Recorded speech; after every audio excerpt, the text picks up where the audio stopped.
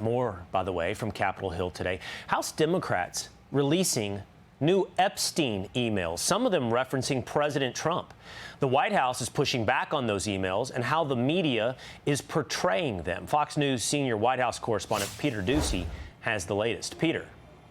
And, Will, officials here at the Trump White House, of course, would rather talk about their efforts to get the government reopened, something they hope happens later on today. But instead of just talking about that, they are also talking about these newly released emails, including this one from 2011. It is Jeffrey Epstein emailing his accomplice, Ghislaine Maxwell. This one says, "I want you to realize that the dog that hasn't barked is Trump.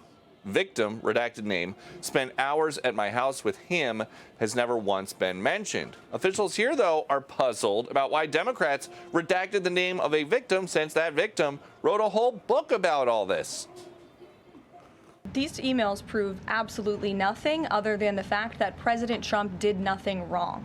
And what President Trump has always said is that he was from Palm Beach, and so was Jeffrey Epstein.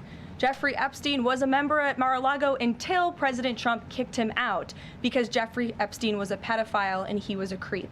And this email you refer to with the name of a victim that was unredacted now and has since been reported on in this room, so I will go ahead and say it, Virginia Giuffre. And it was CBS's own reporting, Ouija, that recently wrote that Miss Giuffre maintained, and God rest her soul, that she maintained that there was nothing inappropriate she ever witnessed, that President Trump was always extremely professional and friendly to her. House Oversight Republicans are saying Democrats continue to carelessly cherry-pick documents to generate clickbait that is not grounded in the facts. The Epstein estate has produced over 20,000 pages of documents on Thursday, yet Democrats are once again intentionally withholding records that name Democrat officials.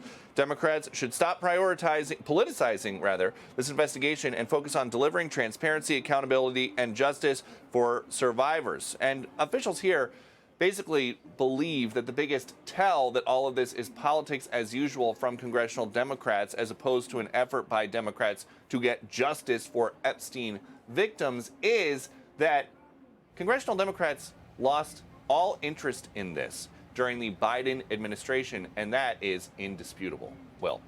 That is indisputable, as is the name Virginia Giuffre, who specifically contradicted what is suggested today by the press and by Democrats from these emails.